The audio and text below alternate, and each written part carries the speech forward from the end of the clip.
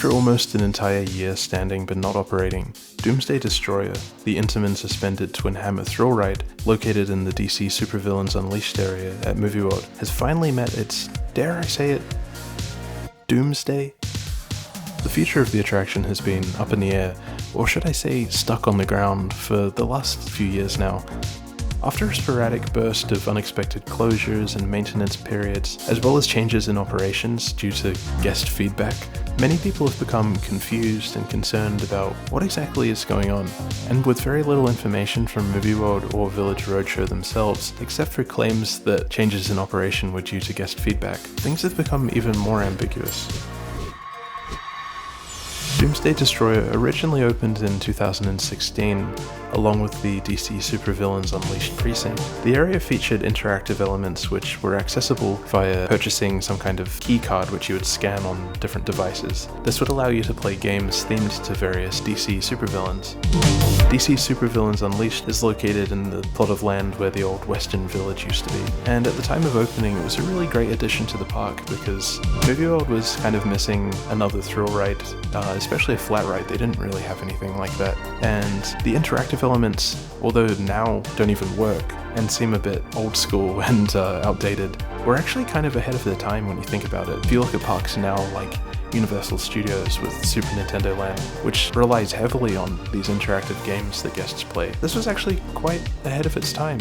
Unfortunately, that didn't stay for long because I suppose guests didn't warm so much to the upcharge of having to pay for these experiences. So over time, the interactive elements were included rather than being an upcharge, allowing any guest to enjoy and experience them. But unfortunately, the upkeep on these things wasn't the greatest, so gradually the interactive games just kind of faded away, leading the area to feel a bit like a ghost town, which is a shame because it's actually really well themed and has a lot of potential to be a very lively area, especially if they had character interactions or shows. This is something they could do so much with. As I mentioned, Doomsday Destroyer had a series of unexpected closures and maintenance periods. The ride would kind of just stand dormant for long stretches of time without any updates or information from the park themselves, which didn't lend itself well to the feeling of a ghost town. After a particularly long stretch of time standing but not operating, Doomsday Destroyer mysteriously reopened again with new operations, which they claimed was apparently due to guest feedback. This supposed guest feedback demanding for changes of operations is very difficult to track down, which makes it kind of suspicious.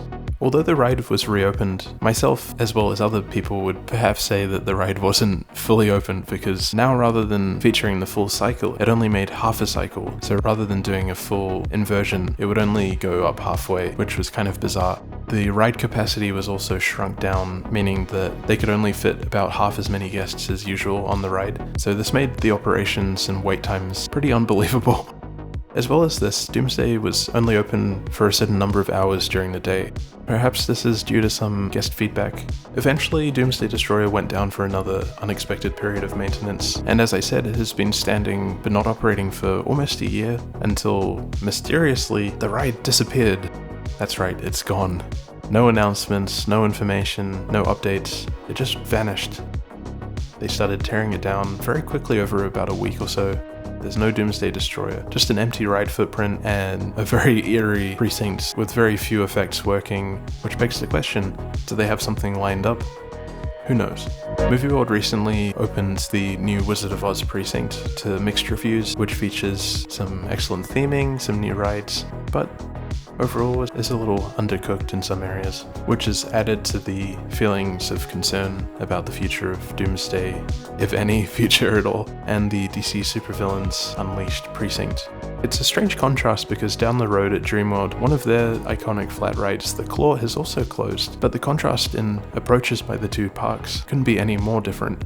At Dreamworld, they announced ahead of time that the Claw would be closing, and gave guests plenty of time to come and experience the ride before it finished. They also made it very clear about the future of the area, and that they were removing the original Claw for upgrades to bring in a new ride of the same model, an Intamin gyro swing, called King Claw, which will be almost twice as large, But at Movie World, there's basically no information, so we don't really have any idea what's going to happen. It's unclear if the park themselves do have a plan or not. I don't think this is something we'll really find out in the short term. As I said, Movie World has just opened their Wizard of Oz precinct, which is a huge addition to the park. In 2024, they also relocated the Surf Rider attraction from Wet n Wild and moved it inside the helix of Superman Escape, retheming it to the Flash Speed Force. Although this is quite a cool addition, similarly, the lead up to that was quite mysterious and kept under wraps with very little information. That makes me curious if Doomsday is going to be completely removed and have no future at all, or maybe if it does have a future but just with a retheme or maybe a relocation to another park. Even on like a weird half cycle, this is something that they could retheme and put somewhere like SeaWorld and retheme it to like the pirate ships. But I don't think that's going to happen. That's just speculation. Or maybe they'll resell it to another park in Australia, similarly to how Dreamworld resold Buzzsaw to Gumbaya World in Victoria. But again, something tells me that's not going to happen. Next big update at Movie World is the reopening of Scooby-Doo's Spooky Coaster, which is arguably the most iconic ride in the park. Although some might say that DC Rifle's Hypercoaster is. I personally feel like Scooby-Doo is more iconic because it's a family ride and something that's been there for a long time. I will be making a separate video about my personal thoughts and what I would personally want to see in the area if I was in control, which I'm not. But it's fun to just theory craft and speculate, so stay tuned for that. Doomsday Destroyer actually held a really cool presence in the area. Of course it was a thrill ride, so the attraction wasn't for everyone, but it was definitely something fun to look at. I never went on the ride myself because I don't really visit parks necessarily for thrill attractions. I don't find them enjoyable or appealing, but I can definitely understand why some guests might be drawn to that kind of experience. But I did really enjoy watching the ride. It brought a lot of kinetic energy and a cool atmosphere, and as I said, the theming was actually really well done. The ride featured an awesome facade and entrance sign, which unfortunately now is gone as well, sitting behind the park, which theme park Ogre spotted, which is a shame because it was very cool. Although as the area entered its ghost town phase, it did seem like maybe some hornets or wasps found a new home inside Doomsday's head, which was a little bit disturbing. Kind of goes to show the state of the area. Next to the DC Supervillains Unleashed area was also the Batman Studio Experience. I can't remember the name, which was basically a behind the scenes look at some of the props and costumes from the Batman films over the years. So although the DC Supervillains Unleashed area was quite eerie, the studio experience would exit into the precinct, so there was a little bit of foot traffic, so it wasn't too bad at that point. But unfortunately the studio experience closed recently, so that kind of made the area even more quiet and ghostly. As well as the decay of the interactive elements. Over time, many of the other features such as the Scarecrow, who would blow smoke out at you with his gun thing, and Captain Freeze, is that his name? I don't know. I'm not a DC guy. Kind of faded away and vanished. As well as just the general upkeep kind of not being quite up to speed, with lots of paint peeling away and spider webs, which kind of left the feeling that this area wasn't a priority, which I won't really get into, but overall it's quite disappointing that something that clearly had a lot of passion and effort put into the theming and appearance didn't have the same respect or upkeep that it probably required to keep it in that state. But that kind of brings us to the end of this little update. But I'm curious to hear in the comments what you think is going to happen to the area and Doomsday Destroyer. Do you think the ride is finished for good? Or does it have a future, maybe with a slight retheme or upgrades or relocation to another park? And what would you like to see in the space where it was located?